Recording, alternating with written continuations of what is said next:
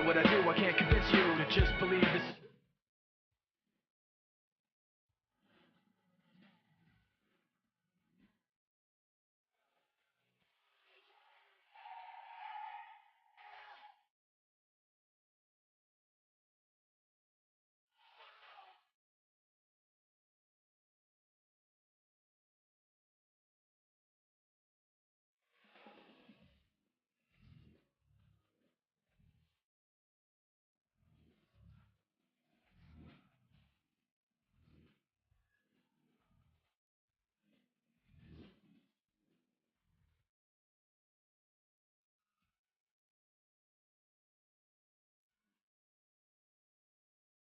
It's showtime.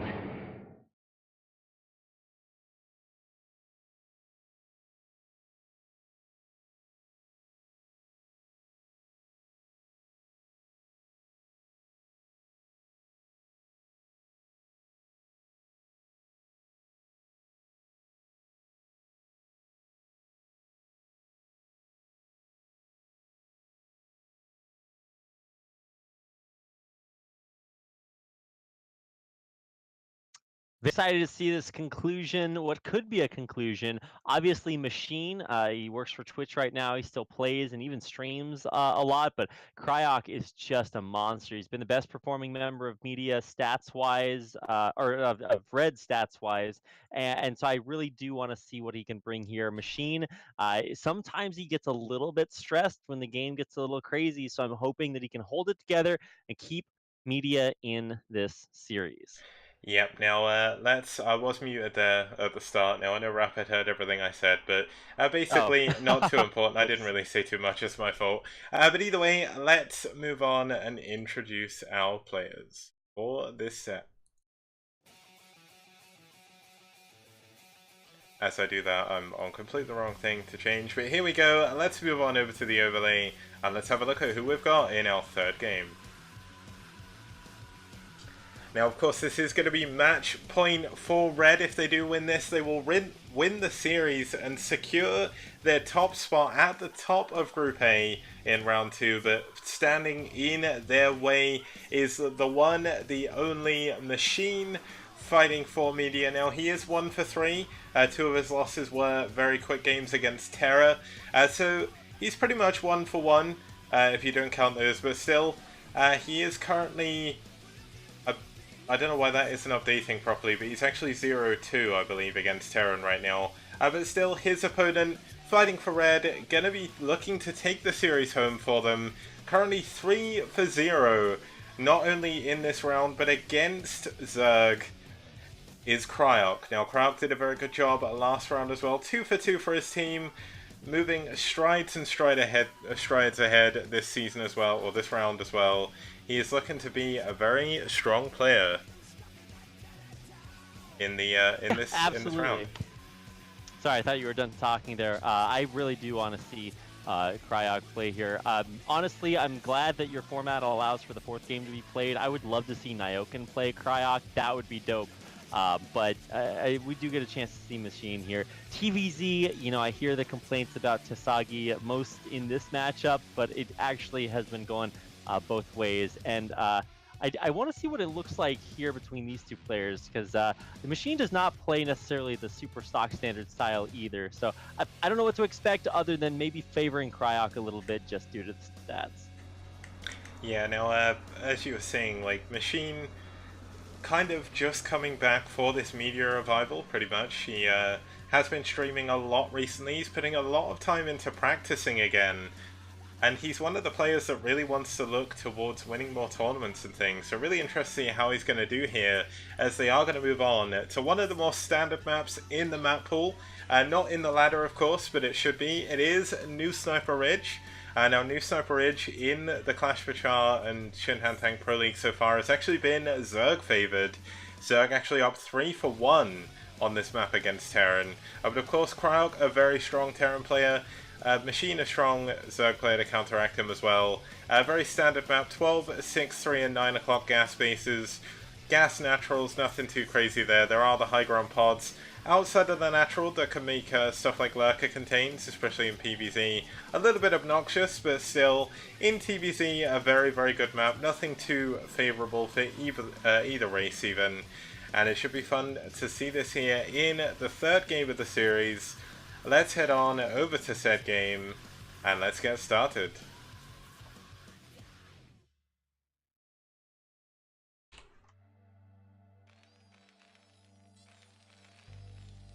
And starting us off here down in the bottom right hand position, it's going to be in red, fighting for red. They're on match point. It's Cryoc. That's right, and his opponent in the bottom left-hand side, this is Machine, playing for Media as the Mustard Zerg player. Now, this game is going to settle the age-old debate of what do you put on your hot dogs, mustard or ketchup? Wait, what do you put on your hot dogs, Kix? I can put either, it's fine. Both are good. Kix, there's one place for, you know what they say about apathy, right? And it's a slow and insidious killer. Okay, I've not actually heard that before, but... Yeah, well, it's a Twitch meme. Anyway, the biggest thing to keep in mind is, are you a mustardist or a ketchupist? I talked to Tasteless, and he is very much on the mustard hype train. I believe that ketchup should be drunk in equal quantities to water, and so we have opposite views there. I would say that I do, at least in this game, hope that the Ketchup Colors Machine does do very well. Been watching him in their media practice days, and every once in a while he takes some cheeky wins, but he has been kind of struggling. So yeah. I don't know how he's going to do against Cryoc, and actually just keeping an eye on these opening builds here, waiting for 9 supply to come up. And it does look like we are going to go past that with the Overlord popping and more drones on the way. So it looks like maybe a 12 patch versus a 1 rack CC. Yeah, now the good thing for Machine actually is he's actually... Yes, he's technically in close positions against his Terran opponent, but he's got a good place to take his third now. He can take his third over in the furthest possible place from Cryoc on the map in the top left hand side, and that's really going to help him later on. Like, spawning cross positions, of course, very beneficial. You do get a little bit of extra time to deal with any rushes and things like that, but as the game goes on longer, it's definitely beneficial for Zerg, I think, to not spawn cross, just because you do get that extra flexibility of taking your third a little bit further away. Let me just make sure that I set my network for extra high latency. I think it was kind of sluggish there for a second, but sorry, that totally blew my mind. Yeah, it did. I was like, wait, are we playing on like normal speed? Have you ever done that accidentally, Kix? Like you Yes. You load up a game and it's on the wrong speed, and you're like, wow, is this what Neo feels like? Like, can I just play faster than ever before? It feels like time is slowing, and then you realize it's on normal speed, not ultra super fast speed. And like, oh. I've never actually played like that, but I have casted a game like that, and it wasn't until someone pointed it out, it was like, oh wait, hold on. I didn't realize. I would love to play a game with pro players, not on very fast, but maybe just faster. You know, just like that little bit, just so their micro would be insanely godlike. Now, it'd be probably really boring to watch and really hectic for the players, but I just love watching players be superhuman, so that's my own personal bias. Yeah, watching Bisu on faster speed would just be ridiculous. Like, he's already got insane Can you imagine? micro. Like, each interceptor would get microed. Like, no Dark Templar would ever die. Scourge would be absolutely useless. Well, not anymore, especially after that new big bug that Firebat Hero found with the Scourge that Cadency was going on about the other day. Yeah, okay, let's not...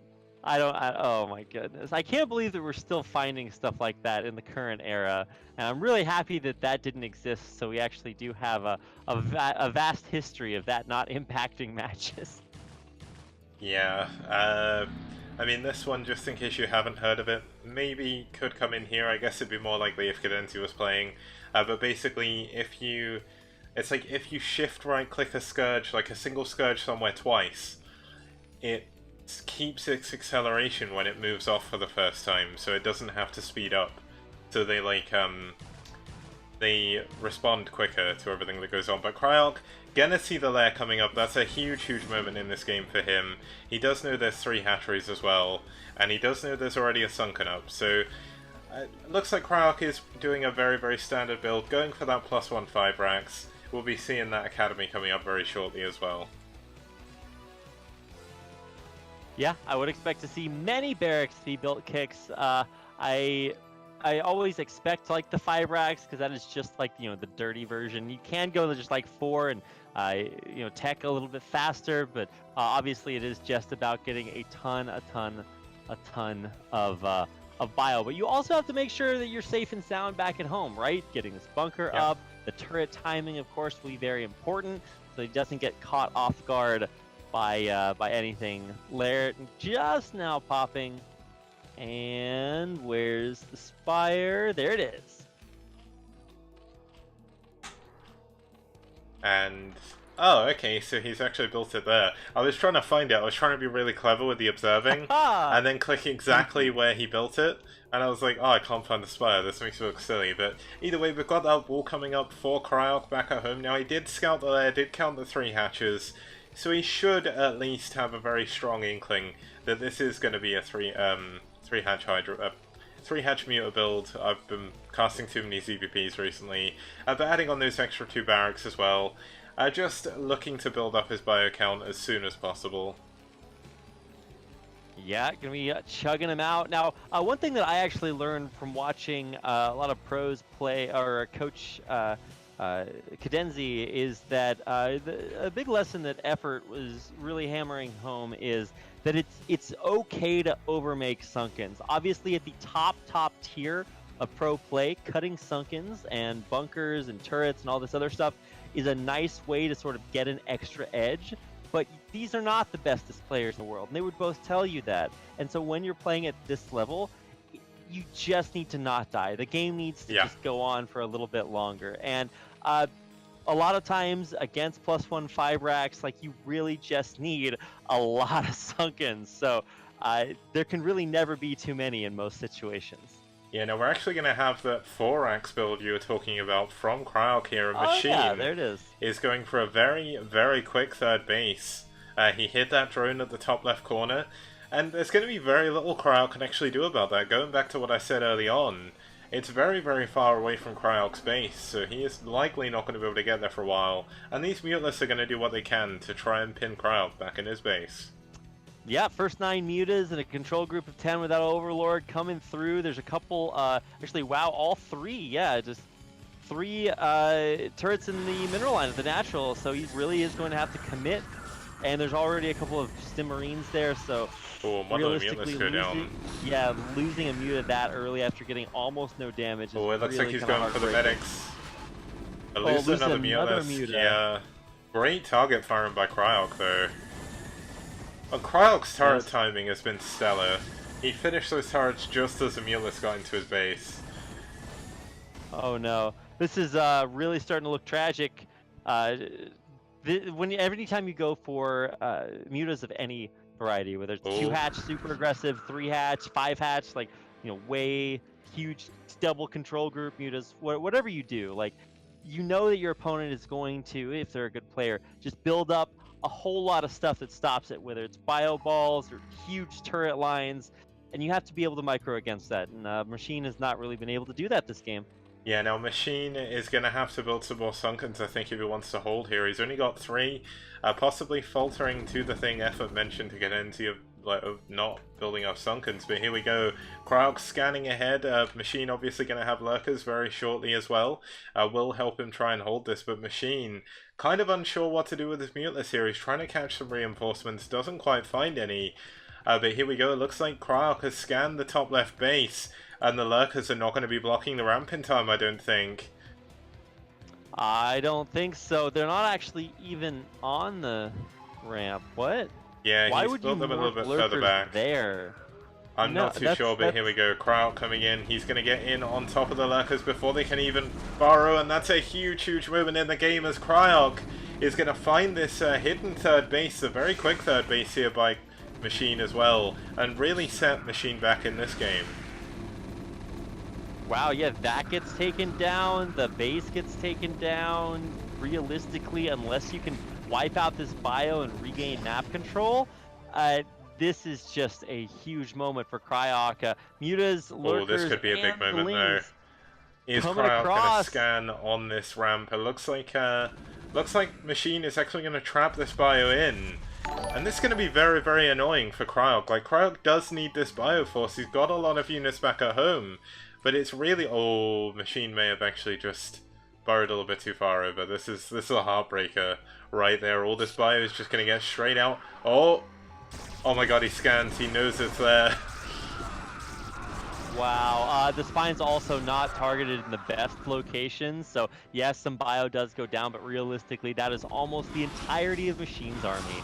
Yep, and +1 of course is done for the Marines now. +1 armor should be on the way as well. I mean, Machine is doing the best he can with what he's got. He has to try and pull this bio away from his main. He's trying to build an extra third base. Now Cryoc of course scanning the other main just to see if he can get some intel on whether or not there's going to be a base up there.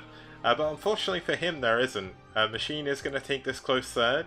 He is going up to his hive. He's got his hive already. Defiler Mound going up as well. And if he can get Consume, if he can get Dark Swarm up, maybe, just maybe, he can really drag this game out a little bit longer. You know, that is definitely a possibility, but man, this is just a lot of bio. He's going to need multiple Lurkers, Sunkens, all kinds of crazy stuff to protect this third base. And, I mean, much less the third, this natural also could be under fire. So, you know, we're still on Hive. Double upgrades just now started here for Machine. So he's looking a little bit past into the late game. I don't know if we're going to get there, though, okay? Yeah, interestingly, Machine left his Mutalist a little bit idle over an SCV building a command center, so that's a bit unfortunate for him, not getting as much damage as he could have done. But still. Yeah. Great opportunities there. You got to be active with your mutas to make sure that you're getting the value out there. But, I mean, there's no Hive, there's no Dark Swarms, so realistically, this push across the map by two huge... I think this is like 3-4 control groups. Yeah, this is going to be a very big push. Lurkers are good. I don't know if they're this good. Yeah, and the trouble is he's actually burrowed the Lurkers back. It's kind of like a siege line, but the power of Lurkers is really when they're spread across, and there's nothing defending the natural right now. Yeah, I think he overcommitted Lurkers to the third and actually didn't respect the close distance between the third and the natural. Cryoc realizes that and just says, okay, well, I'll just push into your natural and take out these Sunkens with the siege tank fire. There's only 3 Lurkers morphing in. As soon as they pop, I mean, that is really when Machine has to go. Yeah, Machine really needs to move in. He's pulling his units out of the third, trying to move down. We're going to have a late burrow, and the Lurker's going down immediately. Now here is the Hail Mary by Machine. Can he make it work? The Lurker's getting target down greatly. I mean, a Dark Swarm going down, but no units under it, and GG! Cryoc takes down Machine, and does give Red the 3-0 victory. You know, I think I said there was no Hive. There was Hive. Defilers were on the way, but didn't have everything they needed to kick in. The one Dark Swarm comes down, but it is heartbreakingly not fast enough. So that's going to do it. Cryoc just plays very solidly. Machine really struggled with the Mutas to be able to deal any damage. Cryoc's defense was just rock solid.